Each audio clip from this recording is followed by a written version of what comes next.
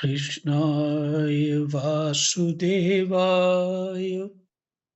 हरये परमात्मने प्रणतः क्लेशनाशाय Vishwanasaya गोविन्दाय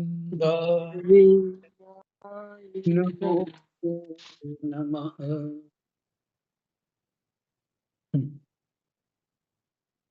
राम सीताराम।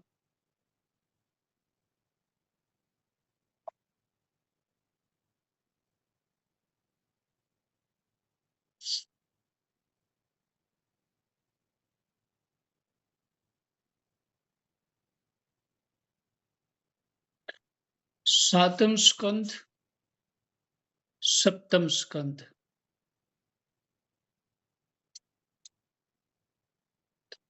तीसरा अध्याय। हिरण्यकशिपु की तपस्या और वर प्राप्ति।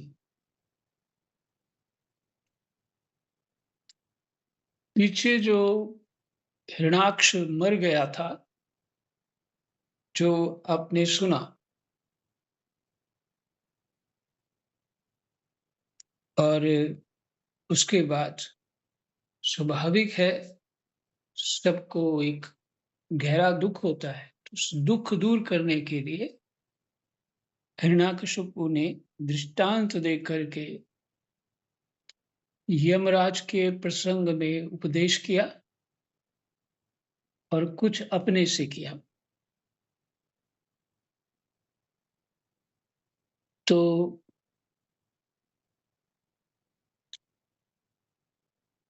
जब जिनको समझ में आई बात, तब नारद जी ने कहा, युधिष्ठिर, अपनी पुत्र वधू के साथ दिति ने हिरण्याकशिपु की ये बात सुनकर उसी क्षण पुत्र शोक का त्याग कर दिया। मैंने पुत्र जो पुत्र के मरने का दुख था वो छोड़ दिया और अपना चित्त परम तत्व स्वरूप परमात्मा में लगा दिया।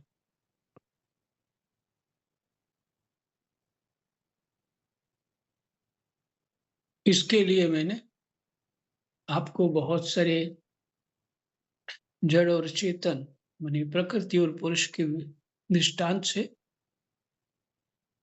स्वप्न के दृष्टांत से ये बताया था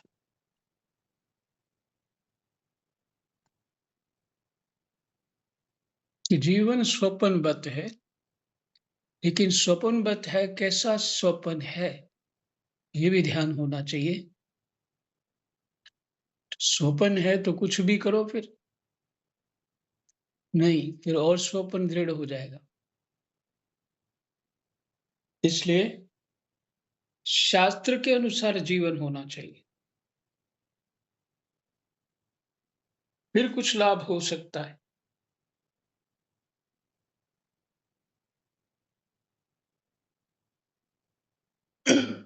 अगर शास्त्र के अनुसार नहीं जीवन हुआ तो इंद्रियों को तृप्त करने के लिए सभी कुकर्म जीव कर बैठेगा और फिर दृढ़ उस माया के बंधन में फंसे, शोक पे शोक आता जाएगा। इसलिए अब देखिए, ये दैत्य है हिरण्याकशिपु, दिति का पुत्र है, और इसके पिता जो हैं वो महर्षि कश्यप है।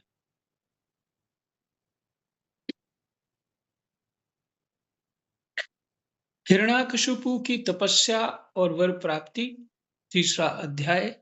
नारद जी ने कहा, युधिष्ठिर, अब हिरण्याकशिपु ने ये विचार किया कि मैं अजर, अमर और संसार का एक छत्र सम्राट बन जाऊं, जिससे कोई मेरे सामने खड़ा तक ना हो सके। इसके लिए वह मंदराचल की एक घाटी में जाकर अत्यंत दारुण तपस्या करने लगा। मंदराचल की एक घाटी में जाकर अत्यंत दारुण तपस्या करने लगा। वहां हाथ ऊपर उठाकर आकाश की ओर देखता हुआ वह पैर के अंगूठे के बल पृथ्वी पर खड़ा हो गया।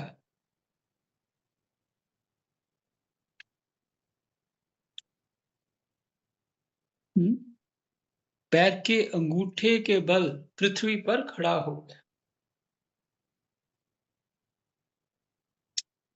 उसकी जटाएं ऐसी चमक रही थी जैसे प्रलय काल के सूर्य की किरणें।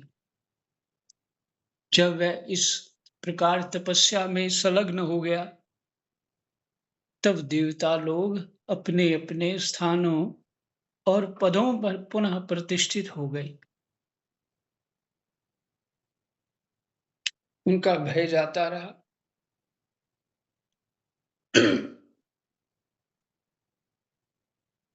तो देवता भी निकल गए, अपने पदों पे चले गए। बहुत दिनों तक तपस्या करने के बाद उसकी तपस्या आग धुएं के साथ सिर से निकलने लगी। आग जैसी निकलने लगी और धुआं, वह चारों ओर फैल गई और ऊपर नीचे तथा अगल बगल के लोगों को जलाने लगी। उसकी लपट से नदी और समुद्र खोलने लगे। द्वीप और पर्वतों के सहित पृथ्वी डगमगाने लगी। ग्रह और तारे टूट टूट कर गिरने लगे तथा दसों दिशाओं में मानो आग लग गई हो।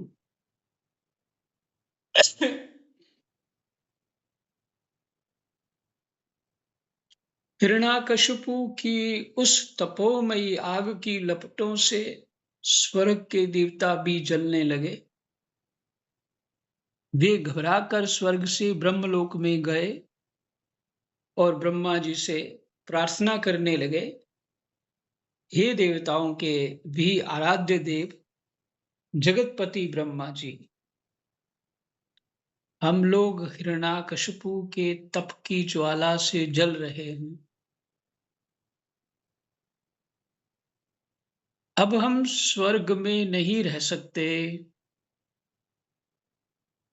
हे अनंत, हे सर्वाध्यक्ष, यदि आप उचित समझें तो अपनी सेवा करने वाली जनता का नाश होने के पहले ही ये ज्वाला शांत कर दीजिए। भगवान, आप सब कुछ जानते ही हैं,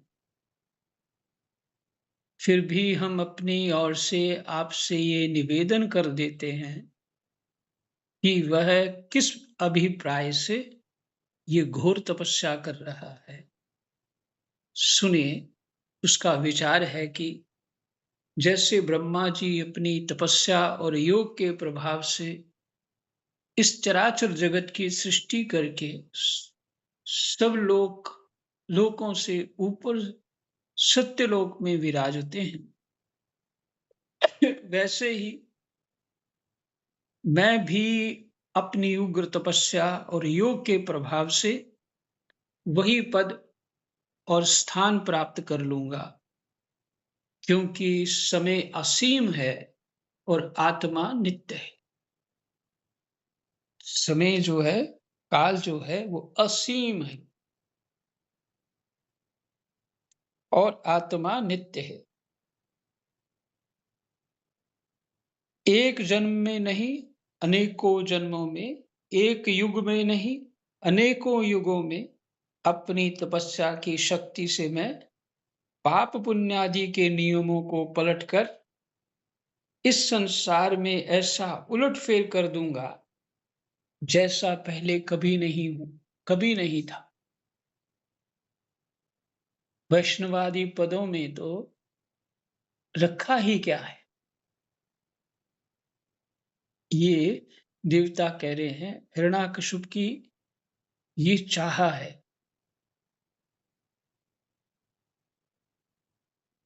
तो वैष्णवादि जो पद हैं वो नहीं चाहता, क्योंकि कल्प के अंत में उन्हें भी काल के गाल में चला जाना पड़ता है। टिप्पणी नीचे, यद्यपि वैष्णव पद वैकुंठ आदि नित्य धाम अविनाशी हैं, वो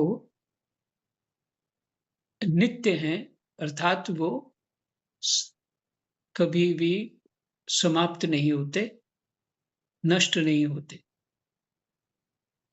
परंतु हिरण्याकशिपु अपनी आसुरी बुद्धि के कारण उनको कल्प के अंत में नष्ट होने वाला ही मानता था,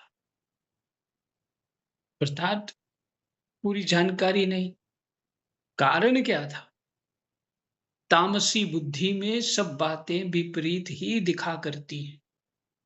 ये स्पष्ट हो गया कि जिसके भीतर रजोगुण होगा, वो ठीक से शास्त्र का अध्ययन का अर्थ नहीं लगा सकता।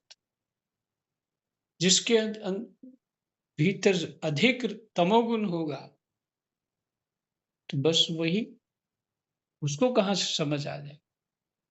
अपने ढंग का या तो विश्वास ही नहीं होगा।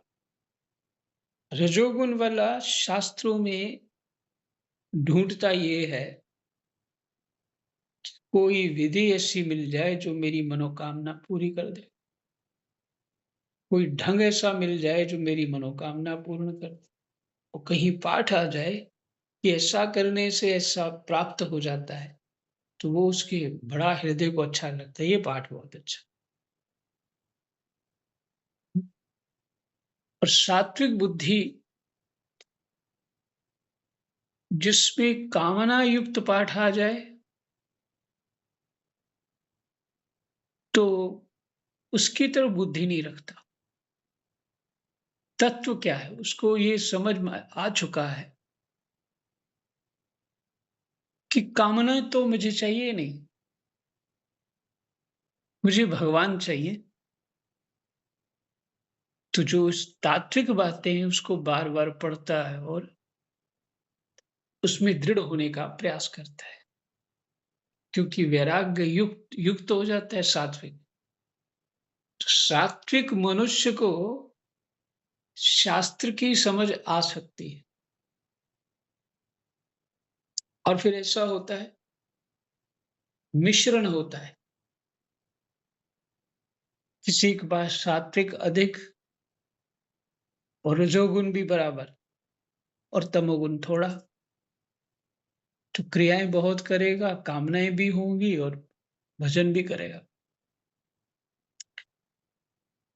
और किसी के पास तमोगुण अधिक, सात्विक तो फिर बहुत ही थोड़ा हो, और रजोगुण भी है, तो उसका स्वभाव अलग होगा, मैच नहीं करेगा सात्विक वाले से, स्वभाव उसका उसके समान नहीं होगा। इसलिए सबके स्वभाव अलग अलग क्यों है? गुणों के प्रभाव से, गुणों के प्रभाव से ऋषियों के भी स्वभाव अलग अलग है, बाकियों को तो छोड़ ही दो। ऋषियों के भी स्वभाव अलग अलग। तो हालांकि वो सत्व गुण में स्थापित होते हैं, फिर भी उनके स्वभाव किसी न किसी कारण से भिन्नता रहती ही है।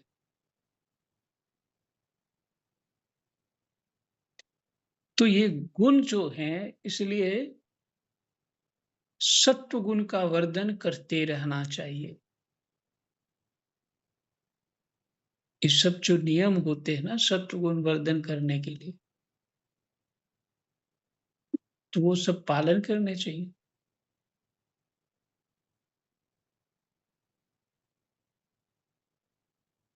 सुबह जल्दी उठना, स्नान करना, ये सत्व गुण बढ़ाता है। शास्त्र का चिंतन करते रहना सत्व गुण बढ़ाता है।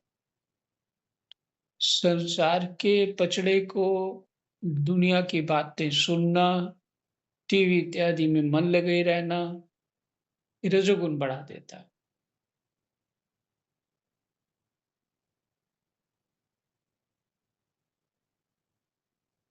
मेरे को किसी ने वीडियो भेजी जहाँ एक बच्चे बहुत अच्छा गा रहे थे, वास्तव में बहुत ही अच्छा गा रहे थे। मैंने उसको देखा 2 बार। मेरा चित्त इसमें लग गया। उसके बारे में चिंतन करने लगा, कितना अच्छा गा रहे, कितनी मेहनत करी होगी, क्या इनका प्रारब्ध है, इत्यादि, इत्यादि। घंटे बीत गए मेरे पास इसी तरह। बाद में समझ आई कि मैं कहाँ पहुँच गया। जो चिंतन चलता रहता था वो छूट गया और बच्चों के उस गुण ने मुझे आकर्षित कर लिया और मैं उसमें बह गया। तो वही वीडियो मैंने कइयों को सेंड कर भी दी, पर बाद में मुझे चिंतन हुआ, मैंने किया क्या? अच्छा, एक बात और आपको बता देता हूँ कि जो मैं वीडियो सेंड करता हूँ कोई भी आपको, तो थोड़ा अपना विचार लगाना चाहिए कि ये सही है कि गलत है। इसका अर्थ ये नहीं कि मैं भेजता हूँ वो ठीक ही होगी, नहीं, अपना विचार लगाइए। तो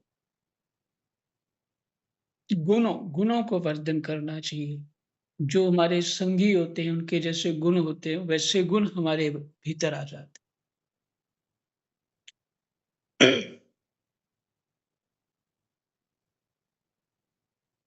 हमने सुना है कि ऐसा हठ करके ही वह घोर तपस्या में जुटा हुआ है। ये देवता लोग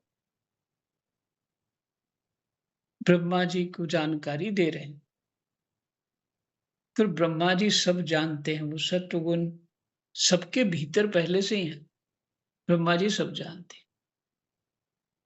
तो कहते हैं आप तीनों लोकों के स्वामी हैं, अब आप जो उचित समझें वही करें।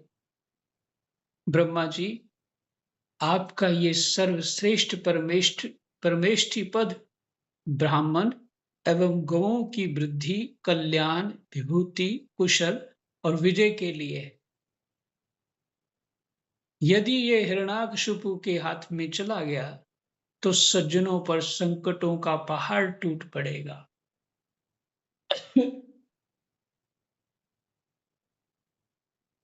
देवता लोग बहुत कुछ जानते हैं, फिर भी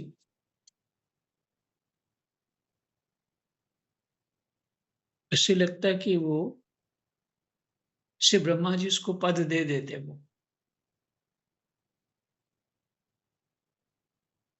ऐसा नहीं, पर देवता अपनी जगह घबरा रहे हैं, इसलिए वो एक प्रकार से चुगली लगा रहे हैं।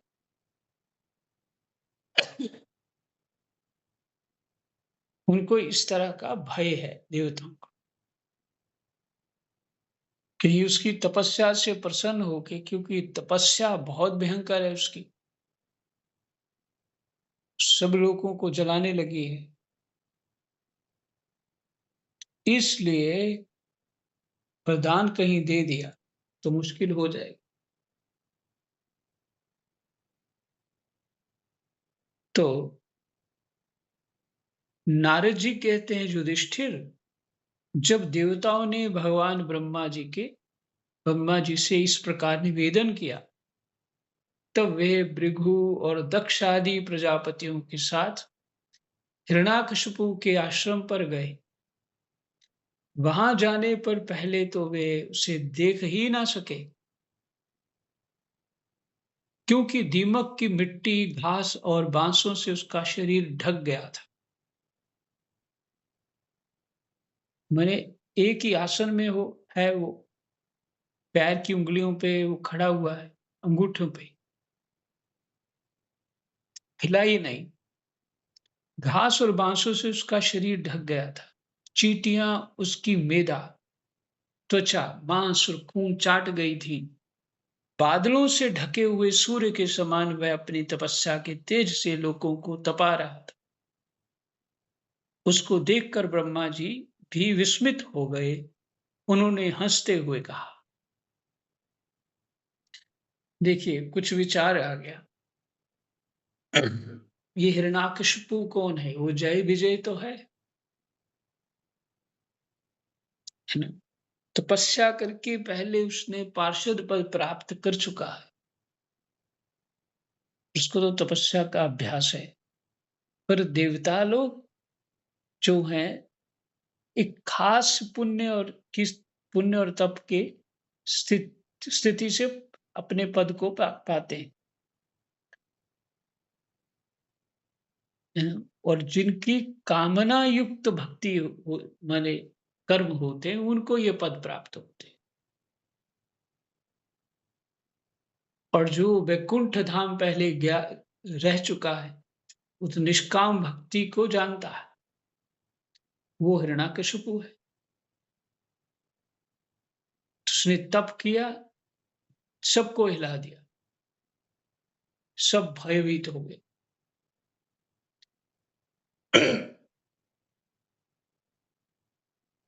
देवताओं का ऐसा तप शायद थोड़ा बहुत सुना हो, फिर ऐसा सुना नहीं है, याद नहीं आ रहा। बस वो ही जो ब्रह्म हत्या लग गई थी, तो इंद्र नाल में रहे थे, भय के मारे कमल नाल में रहे थे। ब्रह्मा जी ने कहा, बेटा हिरण्यकशिपु, उठो उठो, तुम्हारा कल्याण हो। हंसते हुए कहा, कश्यप नंदन, अब तुम्हारी तपस्या सिद्ध हो गई। अच्छा है, और भी बात है, कश्यप नंदन शब्द आया, तो कश्यप जी को साधारण तो है नहीं, तो उनका ही तो अंश है, शरीर शरीर से उनका ही अंश है। तो कितनी सारी योग्यताओं के बाद इस तरह कोई जीव कर पाता है, योग्य हो पाता है इतनी बड़ी तपस्या के लिए। शरीर ही खा गई चींटियां वीटियां, जो उनके दीमक इत्यादि, हड्डियां रह गई। क्योंकि पहले जो सतयुग की बात है, तो ये हड्डियों में प्राण होता था।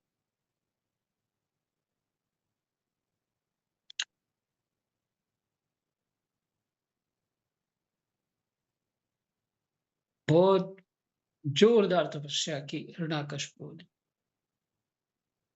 तो ब्रह्मा जी कहते हैं, कश्यप नंदन, अब तुम्हारी तपस्या सिद्ध हो गई। मैं तुम्हें वर देने के लिए आया हूं। तुम्हारी जो इच्छा हो बेखटके मांग लो। मैंने तुम्हारे हृदय का अद्भुत बल देखा।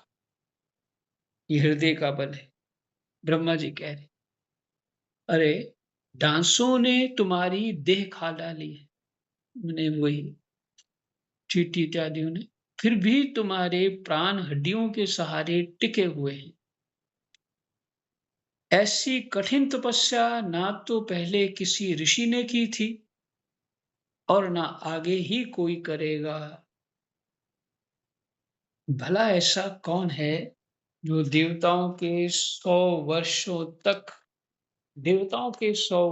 तक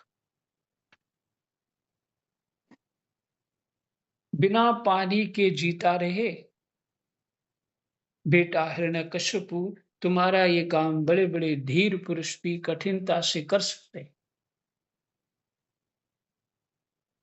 विचार करिए, जिसने मरने का भय छोड़ दिया, तो किसी और जन्म में पूरा कर लूंगा, यही कहा था। कितने भी जन्म लग जाएं, पर मुझे करना है।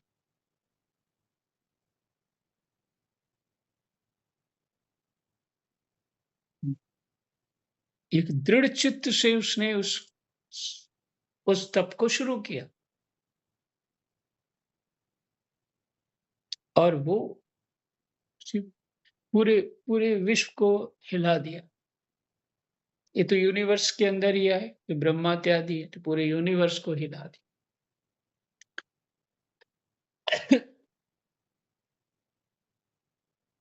और तब तब तो बहुत भयंकर किया। तुमने इस तपोनिष्ठा से मुझे अपने वश में कर लिया है। दैत्य शिरोमणे, इसी से प्रसन्न होकर मैं तुम्हें जो कुछ मांगो दिए देता हूं। तुम हो मरने वाले, और मैं हूं अमर, अतः तुम्हें मेरा ये दर्शन निष्फल नहीं हो सकता। ब्रह्मा जी ने कहा। नारद जी कहते हैं, युधिष्ठिर, इतना कहकर ब्रह्मा जी ने उसके चींटियों से खाए हुए शरीर पर अपने कमंडलू का दिव्य एवं अमोघ प्रभावशाली जल छिड़क दिया। जैसे लकड़ी के ढेर में से आग जल उठे, वैसे ही वह जल छिड़कते ही बांस और दीमकों की मिट्टी के बीच से उठ खड़ा हुआ। उस समय उसका शरीर सब अवयवों से पूर्ण एवं बलवान हो गया था। इंद्रियों में शक्ति आ गई थी और मन सचेत हो गया था। सारे अंग वज्र के समान कठोर एवं तपाए हुए सोने की तरह चमकीले हो गए थे। वह नवयुवक होकर उठ खड़ा हुआ। उसने देखा कि आकाश में हंस पर चढ़े हुए ब्रह्मा जी खड़े हैं। हंस पर चढ़े हुए ब्रह्मा जी खड़े हैं। उन्हें देखकर उसे बड़ा आनंद हुआ। अपना सिर पृथ्वी पर रखकर उसने उनको नमस्कार किया। फिर अंजलि बांधकर नम्र भाव से खड़ा हुआ और बड़े प्रेम से अपने निर्निमेष नयनों से उन्हें देखता हुआ गदगद वाणी से स्तुति करने लगा। उस समय उसके नेत्रों में आनंद के आंसू उमड़ रहे थे और सारा शरीर पुलकित हो रहा।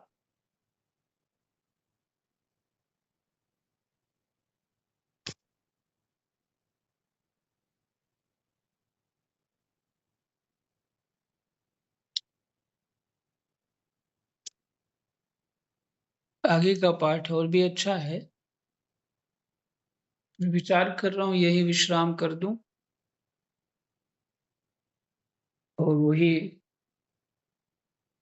रजोगुण सत्वगुण तमोगुण का आगे विस्तार होगा। चेतना चेतन की बातें इंद्रिय इत्यादि ये सब होगा। तो इसलिए कल सवेरे पाठ करें। थोड़ा थोड़ा धीमी गति से होगा सवेरे, अच्छे ढंग से।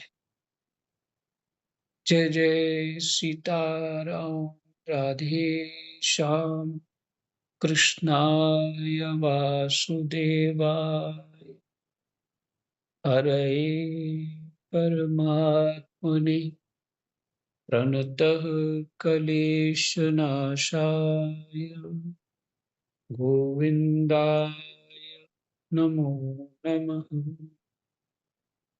जय जय।